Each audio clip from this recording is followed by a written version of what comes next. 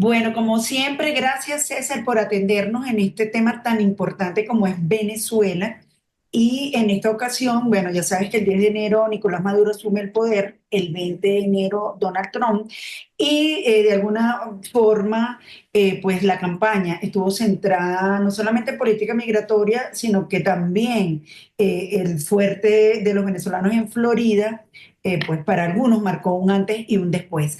En este sentido, César, ¿cómo ves tú el hecho de la convocatoria que realizó Maduro una vez más a las Fuerzas Armadas Nacionales y al entrenamiento de personas no militares, es decir, los civiles, de cara a una posible situación extrema, tanto interna como externa, en la cual el fantasma de la invasión por parte de los Estados Unidos volvió a ser tema? Bueno, Yasmin, muchas gracias nuevamente por la invitación. Y bueno, tengo varios puntos que tocar y varias reflexiones acerca de tu pregunta. La primera es que no veo viable, en primer lugar, una hipotética invasión estadounidense sobre Venezuela. Las invasiones estadounidenses en América Latina terminaron, por fortuna, en 1989 con la intervención en Panamá, cuando expulsan al dictador Noriega en su momento. Sin embargo, evidentemente hay una suerte de preocupaciones estratégicas estadounidenses sobre lo que ocurre en el continente y precisamente lo que ocurre con los gobiernos autocráticos, en esta oportunidad con el régimen de Nicolás Maduro. En ese sentido, y viendo un poco la reciente elección del presidente Donald Trump el 5 de noviembre de 2024, pues yo creería en principio que la política exterior estadounidense no va a estar diseñada para una agresión exterior. Recordemos lo que está ocurriendo, por ejemplo, lo que ha dicho más bien el presidente Trump y el presidente electo Trump y su gabinete designado, y es que se van a retirar de las confrontaciones mundiales para preocuparse por su política interna y doméstica. Eso significa que se retirará seguramente progresivamente de Ucrania, seguramente de Medio Oriente, y qué nos haría pensar entonces que también habría entonces una ofensiva militar sobre Venezuela. Yo creo que si hay algún tipo de presión, no va a ser militar, va a ser una presión económica y diplomática en ese caso. Ahora, segundo elemento, y es que efectivamente a partir de estas, digamos, tesis, yo creo que los ejercicios militares por parte del régimen de Nicolás Maduro en los últimos meses, y seguramente lo vamos a seguir viendo de aquí a lo que ocurra hipotéticamente en la que ha llamado también Edmundo González, ¿no? A su posesión en los próximos días, pues yo creo que esto significa una suerte de disuasión sobre la oposición. En otras palabras, es un amedrentamiento y una criminalización de lo que sugiera lo opuesto al régimen de Nicolás Maduro. En otras palabras, la preocupación radica, y si tú me lo preguntas en ese sentido, yo creo que la preocupación está en ver a ciudadanía armada. ¿No? Estamos viendo una formación de combos, una formación de grupos paramilitares, si lo queremos ver así, y una formación de grupos paralelos al Estado que en efecto sugieren un desborde de lo que se creería que es un ejercicio majestuoso de seguridad nacional. Si nos ponemos a mirar cifras, en el 2023 el gasto militar de Venezuela fue del 0,5% del PIB. No es mucho. En otras palabras, digamos que en un dilema de seguridad en la región, una suerte de carrera armamentista, a pesar del apoyo iraní, el apoyo ruso, el apoyo chino que Venezuela tiene en términos diplomáticos, no parece ser el mismo en términos militares. Por fortuna para el continente, por fortuna para la seguridad hemisférica, y eso significaría en varias cosas. Significaría que es muy probable que cuando suenan muchos episodios de militarización, a veces en los gobiernos autocráticos son síntomas de fragilidad. Es probable que estemos viendo una fragilidad en el régimen de Maduro, que tenga unos temores sobre unos hipotéticos, seguramente, levantamiento en armas de los soldados, de los generales o de la cúpula militar, y esto le da a él un poco de oxígeno para mostrarle, no solamente al mundo, sino a sus propios ciudadanos, que está respaldado por todas las formas de lucha, ¿no? No solamente las militares, sino las milicias también. Ahora bien, en ese contexto, entonces, de acuerdo a lo que tú dices, el control que dice tener Maduro sobre la Fuerza Armada Nacional se desdibuja cada vez más. Pero por supuesto, es que cuando se arma la ciudadanía, recordemos que en los cambios constitucionales que ha tenido en los últimos años Venezuela, una de sus, no sé, de sus puntos de referencia es la ciudadanía armada. Cuando armamos a la ciudadanía, cuando un régimen político arma a la ciudadanía y desborda, o más bien desconoce la figura central de las fuerzas militares y las fuerzas de seguridad oficiales del Estado, corre el riesgo de que se desdibujen las fuerzas militares. Uno podría decir entonces, ¿para qué ejército y para qué Estado cuando se le está dando las armas y digamos, o se está delegando el monopolio de la violencia a la ciudadanía, ¿no? Uno podría decir entonces que si estamos aprobando de alguna u otra manera, este debate va para muchos contextos internacionales, la tenencia de armas en la ciudadanía, pues estamos desconociendo la función del Estado, ¿no? Si tenemos armas todos, ¿para qué Estado?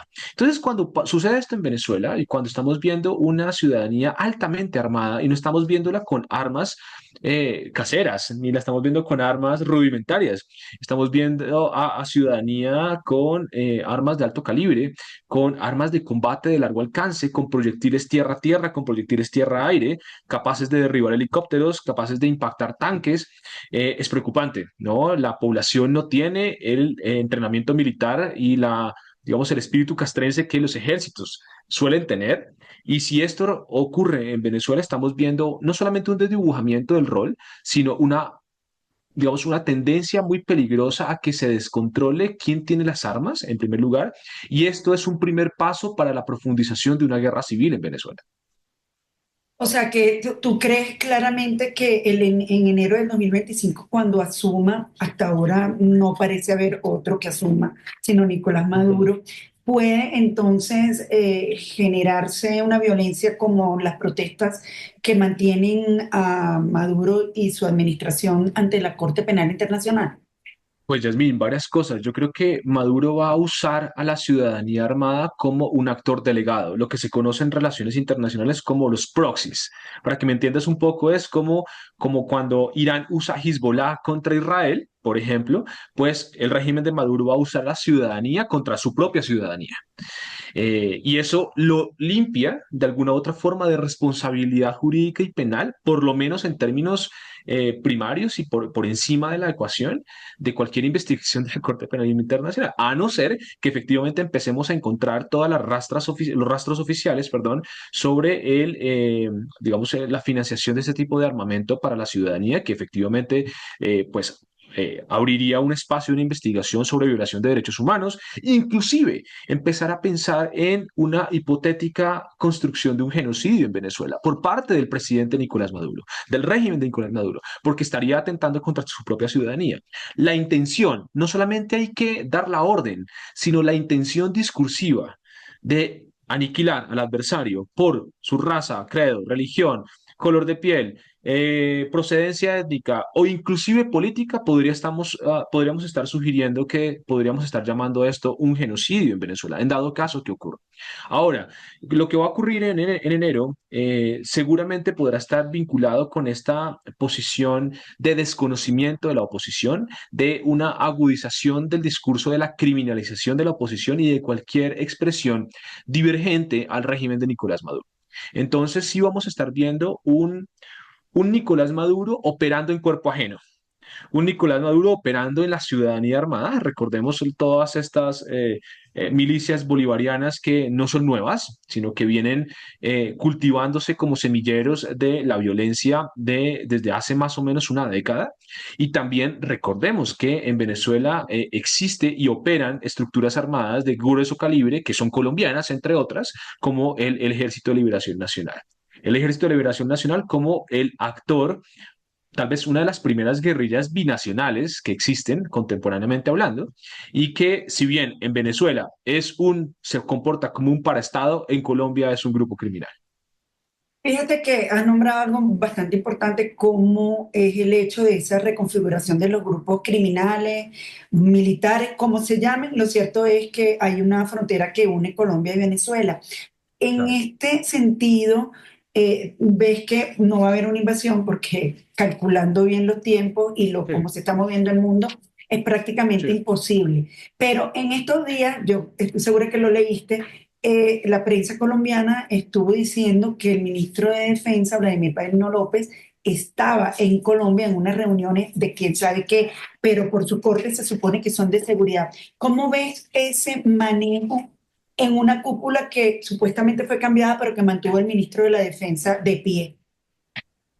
Bueno, varias cosas. Y estoy totalmente de acuerdo contigo con la ecuación o el análisis que hay sobre la baja probabilidad de una invasión, efectivamente. En relaciones internacionales, en estudios políticos, lo imposible no existe. Lo que podríamos estar hablando es de las probabilidades. Yo creo que hay unas bajas probabilidades en eso, pero lo que tú me cuentas sobre la participación de Vladimir Padrino en Colombia o la reunión que tuvo en Colombia, creo que Cancillería y Seguridad Nacional colombiana tendrían que dar una respuesta a esto. Habrá que ver aquí cuál es la ignorancia, y cuando hablo de ignorancia me refiero a ignorar el tema, si es adrede, si es voluntario, si efectivamente fue toda una operación clandestina para que el ministro de Defensa venezolano estuviera en territorio colombiano con algún tipo de estos grupos armados colombianos. Eso, sí, eso podría traer un nuevo episodio en las relaciones bilaterales entre Colombia y Venezuela, precisamente porque ahí estaríamos viendo casi que un concierto para delinquir por parte del ministro Padrino sobre territorio colombiano. Y también quién autorizó su entrada, ¿no? Y cómo se autoriza su entrada y digamos, en qué tipo de rol. La gran pregunta en todo esto también tiene que ver. ¿Conocía el Estado colombiano y el gobierno colombiano la presencia del ministro de Defensa venezolano hablando con grupos armados, y si lo conocía, en calidad de qué estaban, ¿no? Eso es una pregunta importante, y seguramente Cancillería y, pues sí, el gobierno, inteligencia colombiana tendrán que dar alguna respuesta oficial frente a esto. Frente a lo otro, frente a tu pregunta, yo creo que es importante ver algo puntual. La frontera entre Colombia y Venezuela son más o menos de 2.200 kilómetros cuadrados. Es una de 2.200 de largo, perdón. Es una frontera porosa, es una frontera inestable, es una frontera compleja y altamente dinámica. Cuando hablo de altamente dinámica es que ni Colombia ni Venezuela tienen el control absoluto de sus fronteras. Y si Colombia ni Venezuela, en términos de Estado, tienen control de sus fronteras, sí hay actores que tienen el control de la frontera. Y esos actores no son estatales, esos actores son grupos armados. Grupos armados, entre otros, no solamente como el ELN, sino algún tipo de disidencias de las FARC. Recordemos la Segunda Marquetalia, recordemos lo que ocurre con las fuerzas inclusive de Iván Mordisco y con el Clan del Golfo. Nos vamos a dar cuenta que es una frontera que tiene múltiples poderes en control. Entonces, una hipótesis que se me ocurre de las razones por las cuales el ministro de Defensa, Vladimir Padrino, se encontraba en Colombia reunido con estas estructuras, seguramente es para pactar de alguna u otra forma algún costo de operaciones frente a lo que se viene en los próximos meses. Y es seguridad. ¿No? Seguridad política para uno, seguridad militar para otro. Seguridad política me refiero a la seguridad política que puede ofrecer el régimen de Nicolás Maduro frente a las negociaciones con el ELN en Colombia. Y seguridad militar me refiero al ofrecimiento, a los servicios que podría ofrecer el ELN a el régimen de Nicolás Maduro.